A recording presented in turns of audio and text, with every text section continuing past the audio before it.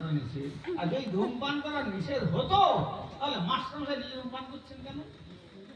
কথাটা বুঝতে পেরেছেন?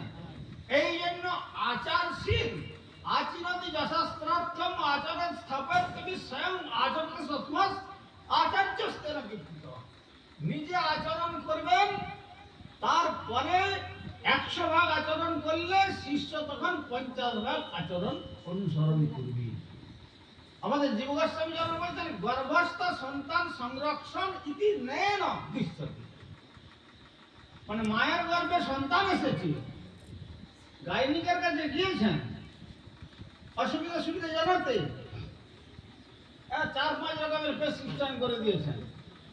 তখন সেই গর্ভস্থ মাটি যদি বলেন যে আমার তো কোনো রোগ নেই, আমি কেন ঔষধ খাবো? সে যদি বলে আমার কোনো রোগ নেই, আমি ঔষধ খাবো কেন? তখন তোমার রোগ না থাকলেও তোমাকে যদি একটা সুস্থ সবল সর্বাঙ্গীন সুন্দর রূপে একটি সন্তানের মাতা হতে হয়, তাহলে তোমাকে এই 10 মাস ধরে এই নিয়মগুলো প্রতিপালন করতে হবে, তাহলে তুমি একটি সুন্দর সন্তান প্রসব করতে পারবে।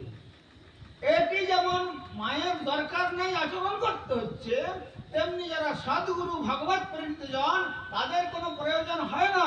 কিন্তু যদি নিজে আচরণ করেন, তেমনি সন্তান রূপী শিষ্য দেখছেন যে গুরুদেব 100 ভাগ আচরণ করছেন, তখন অন্তত 50 ভাগ আচরণ শিষ্য তখন করবেন। এই জন্য আপনি এই জন্য মহাপ্রভু স্বয়ং ভগবান হয়েও কি কঠোর হয়ে গেলেন। একমাত্র বিধবা জননী জগন্নাথ মিশ্রের পরলোকগমন আর বিষ্ণুপ্রিয়া বাস সবকে ছেড়ে দিয়ে বলছেন প্রিয় নবদ্বীপ প্রিয় ভাগীরথী, ছাড়ি যাই তোমার দাও অনুমতি, এই অনুমতি দাও, আমি চলে যাই, যে শুধু নবদ্বীপের বুকে নয় সমুদ্র হিমাচল শ্রী হরিনাম সংকীর্তনকে পালিত করে সকলকে উদ্ধারের পথ প্রদান করব। সন্ন্যাস পর্যন্ত গ্রহণ করিলেন আর নিজে আচরণ করে সেই শিক্ষা প্রদান করিলেন। তা নাহলে ভগবান শ্রী চৈতন্য দেবের কি দরকার ছিল এত আচরণ করা? কোন দরকার ছিল? সন্ন্যাস কত কঠোর জীবন যাপন করেছেন, কিভাবে গম্ভীরাতে কতটুকু জায়গা, যারা পুরী গিয়েছেন দেখবেন সেখানে কতটুকু জায়গা, তার মধ্যে এইভাবে তিনি জীবনকে অতিবাহিত করে চলেছেন। সুতরাং আচরণশীল হওয়া দরকার। সেই জন্য মহাপ্রভু বলেছেন যে কলিকালে যুগধর্ম নাম সংকীর্তন এতদর্থবতী বশিষ্ঠী নন্দন। কিন্তু নামের সঙ্গে কিভাবে নাম করতে হবে সে কথাও আবার স্বরূপ রামানন্দকে বলছেন, যেরূপে রইলে নাম প্রেম উপজয়, তাহার লক্ষণ শ্লোক স্বরূপ রাম রায়। যেভাবে নাম গ্রহণ করলে নামের ফল প্রেম, যত শ্রুতি শাস্ত্র প্রমাণ দেখো না নামের সমান নেই। নামের অতি হলে প্রেমের উদয়, প্রেমেতে হরিকে পাই।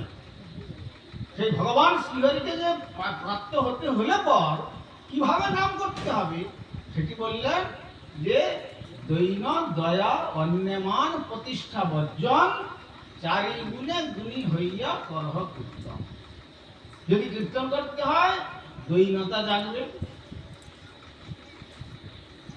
কিরকম দৈনতার গুণ? কিরকম বলছেন, বৃক্ষ যেন কাটিলেও কিছু না বলয়।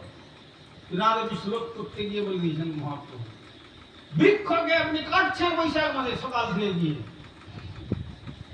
কেটে কেটে তার অঙ্গ ক্ষত করে দিচ্ছেন,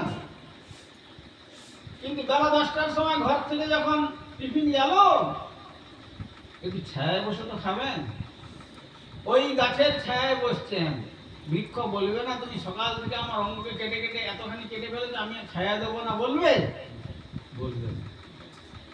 আর শুকাইয়া মইলে কারে পানি না মাগয়, বৈশাখ মাসে গ্রীষ্মের দারুণ নিদান, সে শুকিয়ে মরে যাবে। তবু যে চিন্তা করো, ভগবান যখন আমাকে বৃক্ষর জন্মদান করেছেন স্রষ্টা রূপে, পালন করার দায়িত্ব তার। আমি আমার জন্য প্রতীককে কষ্ট দেবো না, বলবো না যে তুমি 2 কলসি জল নিয়ে এসে আমার গোড়ায় দিয়ে দাও। শুকাইয়া মইলে তারে পানি না মাগয়, অজাচক বুদ্ধি শিক্ষা দিচ্ছেন। আর যেই যে মাগায় তারে যায় আপন হন, কোথায় আমরা মানুষ আর কোথায় বৃক্ষ মহাপ্রভু এর সঙ্গে তুলনা করছেন? ধরণী সহিষ্ণু না। যেই যে মাগায় তারে যায় আপন হন। যদি আপনার সকালবেলা ফুলের দরকার হয়, আপনি যাচ্ছেন, ফুলটাকে তুলে নিচ্ছেন, সে বাধা দিচ্ছে না। সুন্দর আম ফলেছে অপরেশ বাবুর বাড়ির সামনে, আমটা পেকে যাচ্ছে, হয় যদি আপনি আম তুলে নিলেন, আর যদি না তুললেন, কথায় বলে ফল পাকলেই মোটা খসে যায়। যেই পেকে গেল অমনি গাছটা তার তলায় ফলটাকে ফেলে দেয়। কার জন্য? নিজের জন্য। কোন বৃক্ষ তার নিজের গাছের ফলের এক বিন্দু রস নিজের বৃক্ষ পান করে? এই জন্য তুলসীদাস বললেন, বৃক্ষ কবহু না ফল ভাগ খায়, নদী না সঞ্চয় নীল, পরমারত কি কারণ হি সাধু না ধরা শরীর। বৃক্ষ নিজের কখনো কোনো জিনিসটা নিজের জন্য ব্যবহার করে না। যেমন নদী খরস্রোতা, কোথায় গোমুখ ভাবুন, গঙ্গোত্রী, তারপরে হরিদ্বার, ঋষিকেশ, লজমঞ্জলা, তারপরে উত্তরপ্রদেশ, মধ্যপ্রদেশ, বিহার, পশ্চিমবঙ্গ হয়ে